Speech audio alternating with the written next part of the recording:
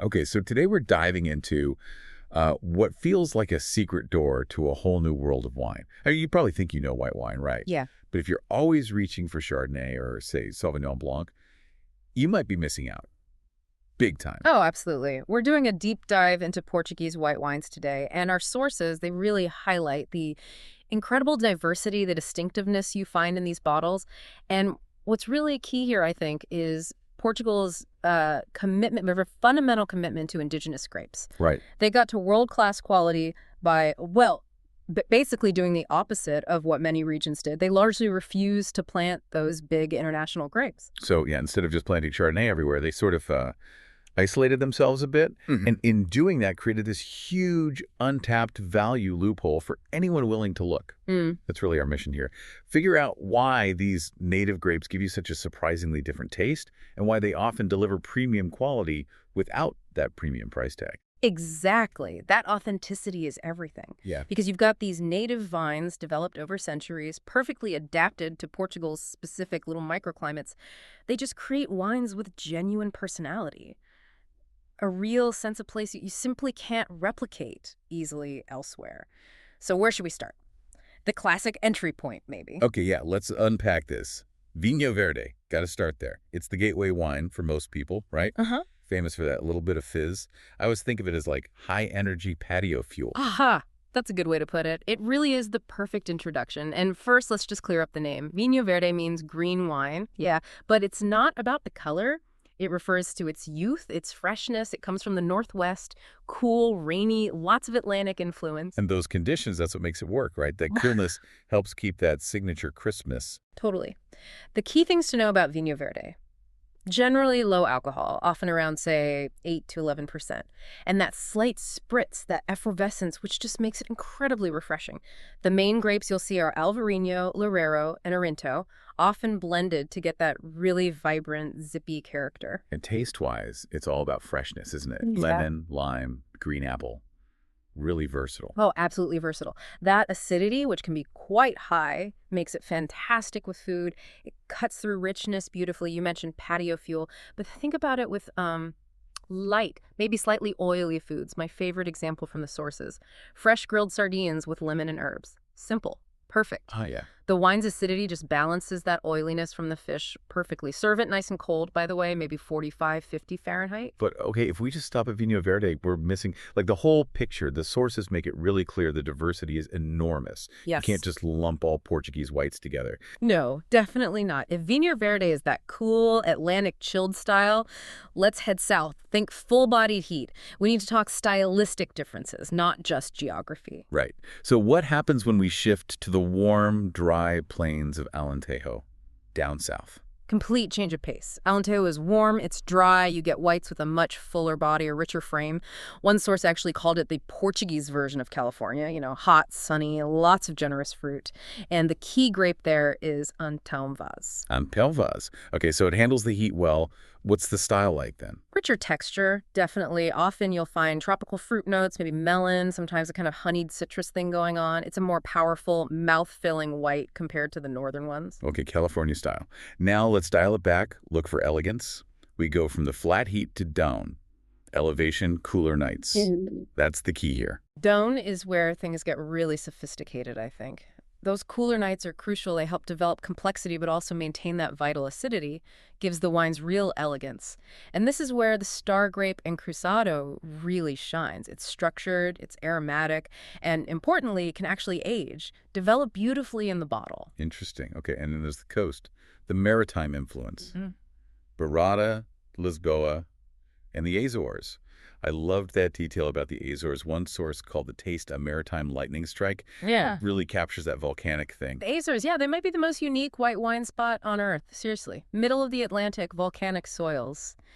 The wines have this intense minerality. You find grapes like Arinto, dos Açores, Verdelho, making whites with, smoky mineral notes, sea spray. It's completely its own thing. Really fascinating. So understanding those native grapes, that seems to be the real key to getting what makes Portuguese white special. We can't just talk regions. We need to know the grapes themselves. Yeah. Let's start with Alvarinho. Alvarinho. Right. Generally seen as the most aromatic, the most maybe sophisticated of the northern white grapes. It's fresh, it's floral, lots of citrus, but often hints of peach or apricot too, especially from Montsome and Melgaço, that top subregion in Vinho Verde.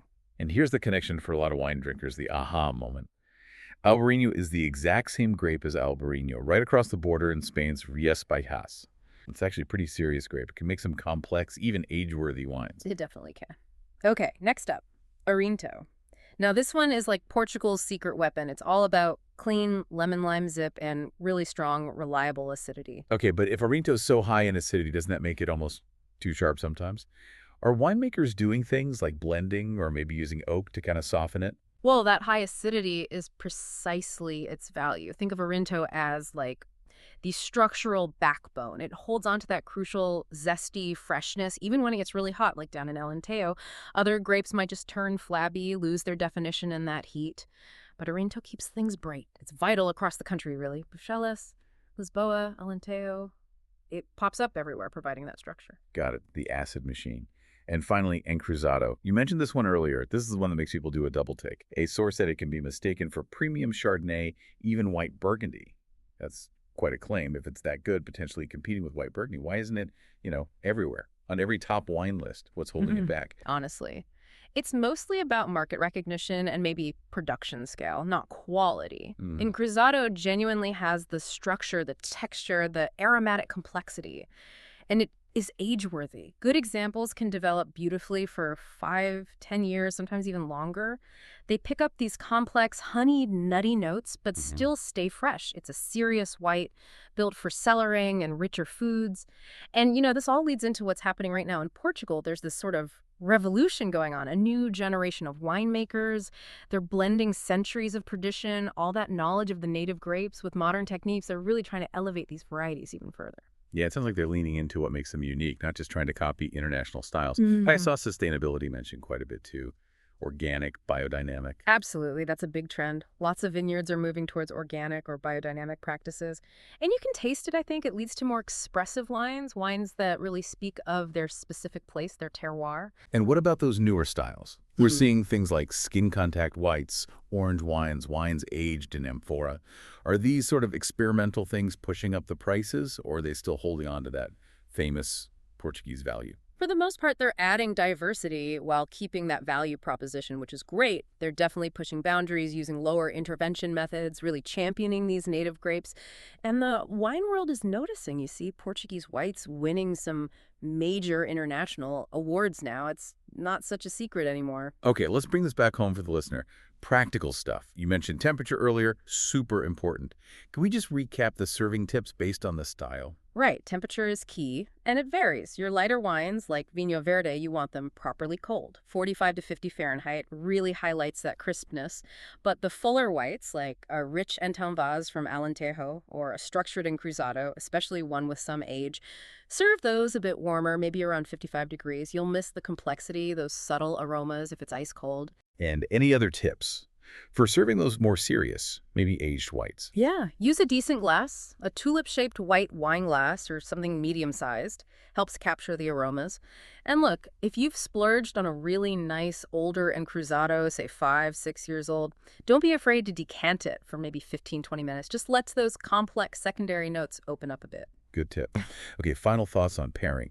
We touched on sardines, but why are these wines generally so food-friendly? That high acidity and minerality. That's their superpower, really, that natural structure, that freshness. It works brilliantly with the kind of rich, often salty seafood dishes you find all over Portugal.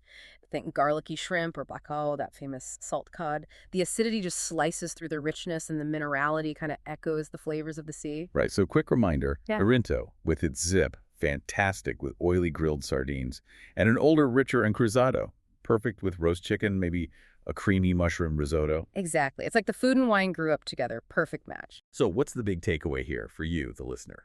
I think it's that Portuguese white wines offer something really genuine. Authenticity, distinctiveness, and usually exceptional value. You're not paying for the hype of famous regions. You're getting real character, real quality, driven by this amazing commitment to their own native grapes. Definitely worth seeking out next time you want something different. Totally agree. And maybe one final thought to leave you with. Vinho Verde is fantastic. It's the classic refreshing entry point, for sure. But don't sleep on the aging potential. We found sources talking about premium whites, Encruzado, Orinto, Anton Vaz, that can seriously age for 5, 10 years, maybe more, developing really sophisticated complexity. Often they're priced like everyday wines, but can perform like world-class cellar candidates over time. That's the real hidden gem, the untapped potential here.